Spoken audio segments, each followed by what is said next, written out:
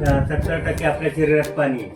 हां, आणि आपण जे आता हे वापरलं बिटॉनिन कशा करता का केमिकल आपल्यावरती टेस्ट करता याच्याकरता आयुर्वेदिक प्रोडक्ट हे करण्याकरता टेस्ट करण्याकरता वापरतो. जे आपण अन्न खातो जे काय ते केमिकल येतं. आता हे तांदूळ हे पण आपले केमिकल होते गावाकडे येतं, म्हणजे त्यामुळे तिथं पण काहीतरी सेंद्रिय केमिकलच वापरलं जातं असं ना. मग ते केमिकल जाऊन आपल्या शरीरात काय होतं, त्याची काय कंडिशन होते आपल्या शरीरात जे खातो ते अशा प्रकारे चढलं जातं किंवा खराब होतं.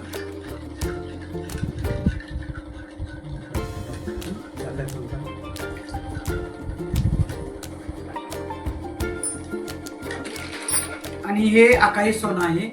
हे तुम्हाला दररोज सकाळी अनुशापोटी काचेच्या ग्लासमधून 1-1.5 कप कोमट पाणी आणि हे 15 ml असं करून घ्यायचं. अनुशापोटी घ्यायचं आहे आणि ह्याच्यानंतर तुम्हाला 10-5 मिनिटांनी खायचं आहे. म्हणजे तुम्ही खाऊ शकता काय. हे तुमच्या बॉडीवरती पूर्ण काम करतं.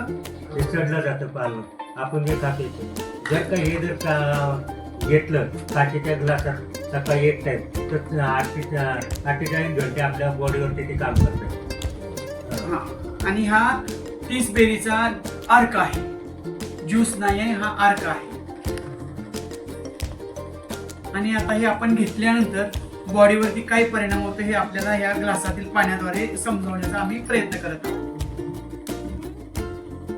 हे कसं आता तुम्हाला काहीच नाही वाटणार पण नाही, ऊर्जा वाढेल तुमची, थकवा वगैरे त्याचं पण काम करतो. एनर्जी वाढेल तुमचे इम्युनिटी वाढते, याच्यावरती तुमच्या पेशीचं पण वाढ करणार. हे पेशीवरती काम करतं. मुळात हे जे आहे सप्लिमेंटरी पेशीवरती काम करतं. मला सडलेलं होतं, आता बघा एकदम क्लीन झालं.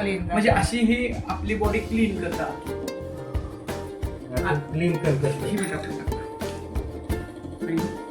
बेटाडीन जर परत जरी आपण तर खाणारच ना काहीतरी काय अन्न आणि जे काय खाणार ते केमिकल युक्तच खाणार.